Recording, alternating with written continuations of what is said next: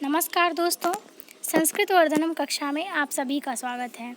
दोस्तों, आज के इस वीडियो में हम लोग महाकवि बाणभट्ट के बारे में पढ़ेंगे और जो कि महाकवि एक गद्यकार हैं। इन्होंने गद्य काव्य की रचना की है। तो आप सभी को यह विदित होना चाहिए कि महाकवि जो हैं बाणभट्ट ये गद्य काव्य के रचयिता हैं। आपको किसी भी एग्ज़ाम में पूछें तो आप इसको आसानी से लिख सकते हैं, ठीक है, या समझ सकते हैं कि ये एक गद्यकार थे। गद्य काव्य के रचना में ये सबसे प्रवीण थे, ठीक है। इनको गद्यकार में सबसे प्रथम माना जाता है। इसके बाद हम लोग दंडी, सुबंधु इनको भी पढ़ते हैं गद्य काव्य में, लेकिन सबसे पहले जो हम लोग पढ़ते हैं वो बाणभट्ट जी को पढ़ते हैं। इन्होंने 2 काव्यों की रचना की। वैसे तो उन्होंने और सारे काव्य की रचना की है, लेकिन मुख्यतः इनका जो 2 काव्य है बहुत ज़्यादा प्रसिद्ध है, जो कि आप सभी जानते भी होंगे कि इनका एक है कादम्बरी और दूसरा है इनका हर्षचरितम, ठीक है। इसके बारे में भी आज हम लोग संक्षिप्त देखेंगे कि इस काव्य में इन्होंने किस चीज़ के बारे में लिखा है, और साथ ही आज हम लोग स्पेशल वीडियो इस पे होने वाला है कि इनका व्यक्तित्व क्या था, इन्होंने रचना की थी, इन्होंने अपने जीवन काल कैसे बिताए, इनके माता पिता कौन थे, ठीक है। इसके बारे में आज हम लोग देखेंगे, इसके व्यक्तित्व के बारे में। और इसके बाद हम लोग किसी अन्य वीडियो में हम लोग इनके अलग काव्य के बारे में पढ़ेंगे। जैसे कि हर्षचरितम हुआ तो हर्षचरितम में क्या है इसको पढ़ेंगे, साथ ही कादम्बरी है उसमें क्या है उसको पढ़ेंगे। और साथ ही साथ मेरे चैनल पे बहुत सारा वीडियो अपलोड है, जैसे किरातार्जुनीयम का, मेघदूत का और नीति शतकम का, इन सब का वीडियो अपलोड है। आप जाइए और जाके देख लीजिए, जो भी आपके काम की चीज़ हो वो आप देख सकते हैं। तो चलिए हम लोग आज पढ़ते हैं महाकवि बाणभट्ट के बारे में।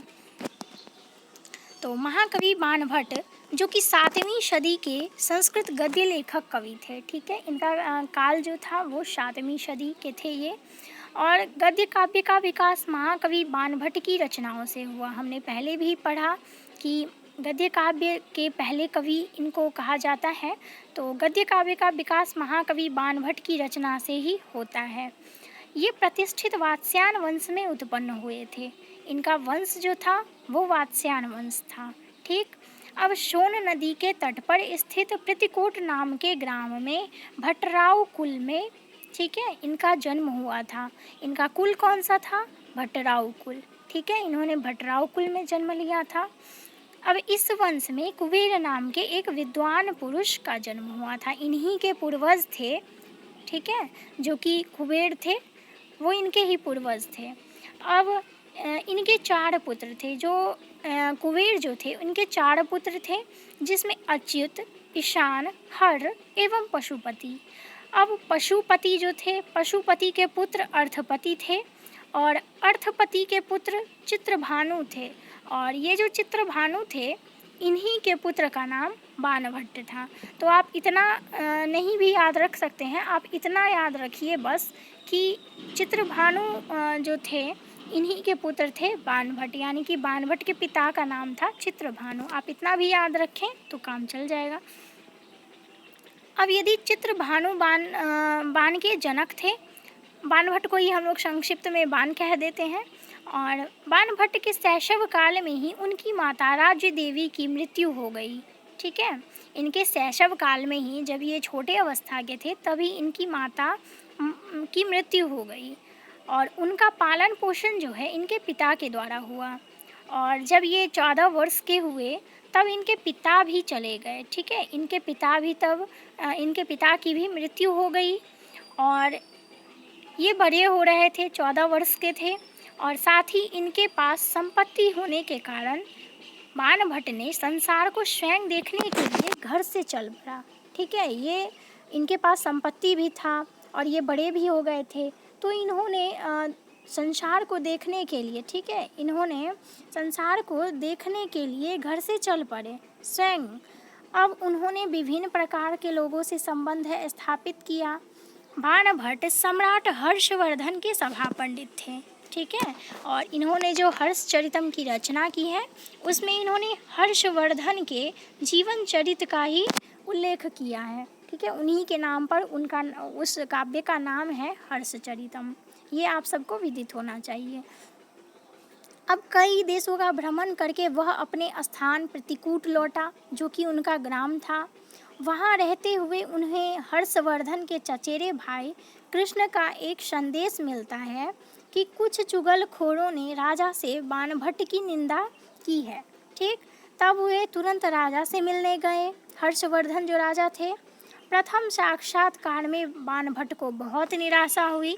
जब उन्होंने पहली बार मुलाकात किया हर्षवर्धन से, तब उनको बहुत निराशा हुई। अब क्यों निराशा हुई, इस बात को जानते हैं कि क्योंकि सम्राट के साथी जो कि मालवाधीश था, सम्राट का साथी मालवाधीश, उन्होंने कहा सम्राट को कि अयम सह भुजंगः, ठीक है, अयम सह भुजंगः, यानी कि यह वही दुष्ट है।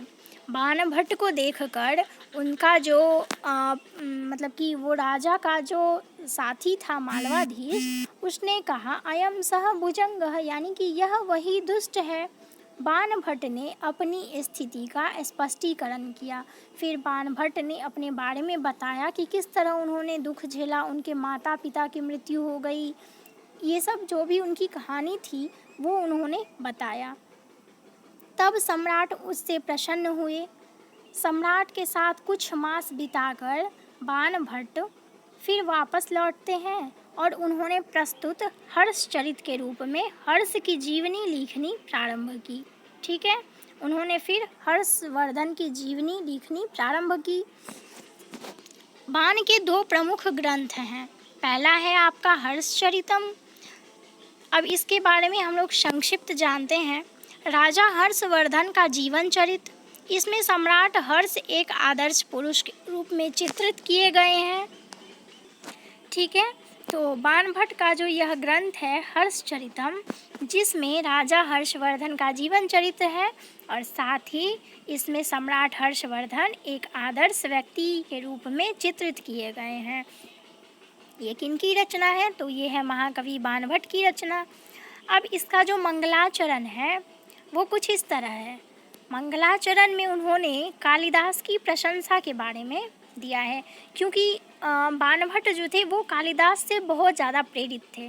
ठीक है, उन्हें कालिदास को उन्होंने अपने पथ प्रदर्शक के रूप में माना। ठीक है, उन्होंने उनके काव्य का अनुसरण किया, इसीलिए वो जो थे वो कालिदास को बहुत महान कवि मानते थे।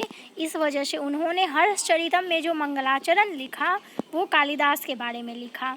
क्या लिखा, निर्गताशु न वा कस्य कालिदासस्य शुक्तिषु प्रीतिर्मूर्धुर्षान्द्राशु मंजरीस्तु जायते।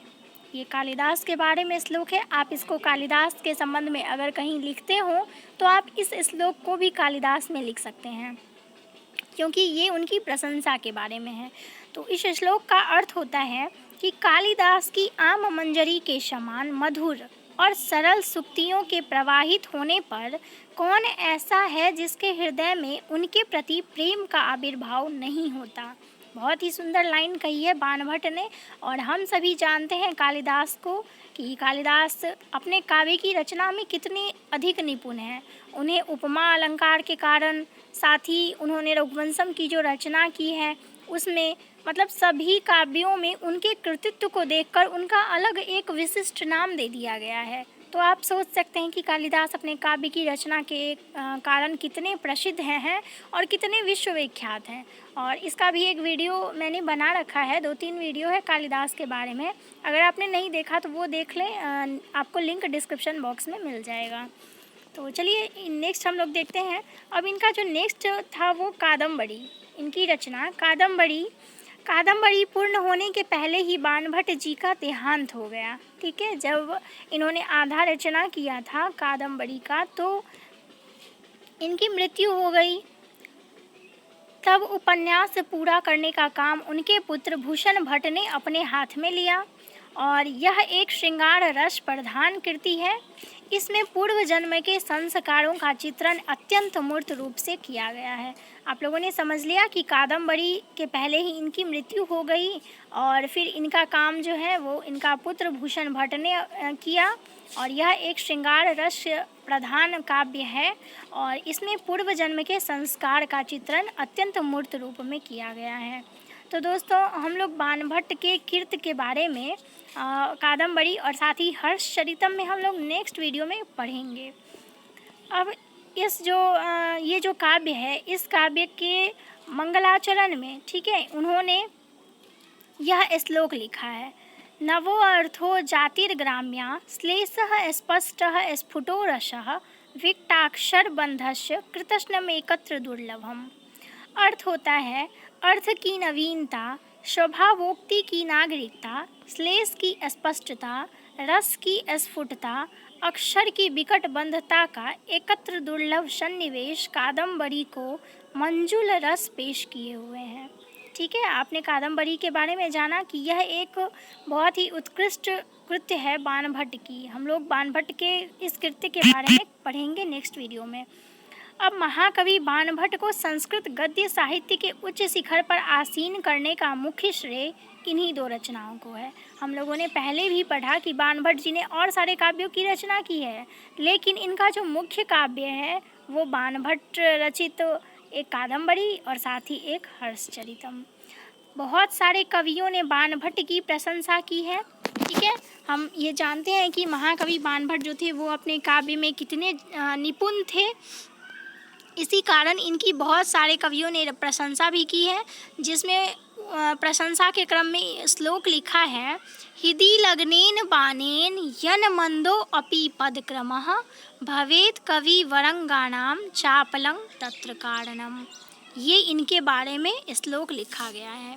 हृदि लग्नेन बाणेन यन मंदो अपि पदक्रमः भवेत् कवि वरंगाणाम चापलं तत्र कारणम। तो आप इस श्लोक को जरूर याद करें।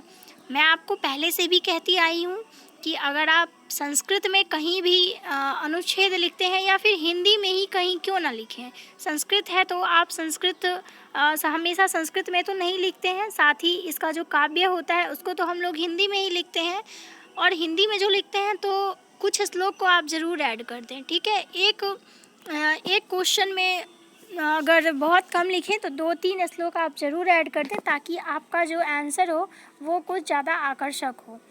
तो श्लोक को ज़रूर याद करें आप लोग, और फिर हम लोग मिलेंगे नेक्स्ट वीडियो में जब हम लोग पढ़ेंगे हर्षचरितम के बारे में, साथ ही कादम्बरी के बारे में। और भी बहुत सारे ऐसे काव्य हैं जो हम लोगों ने अभी नहीं पढ़ा है, हम लोग उसके बारे में भी पढ़ेंगे। ठीक है, तो फिर हम लोग मिलते हैं नेक्स्ट वीडियो में, और तब तक के लिए धन्यवाद।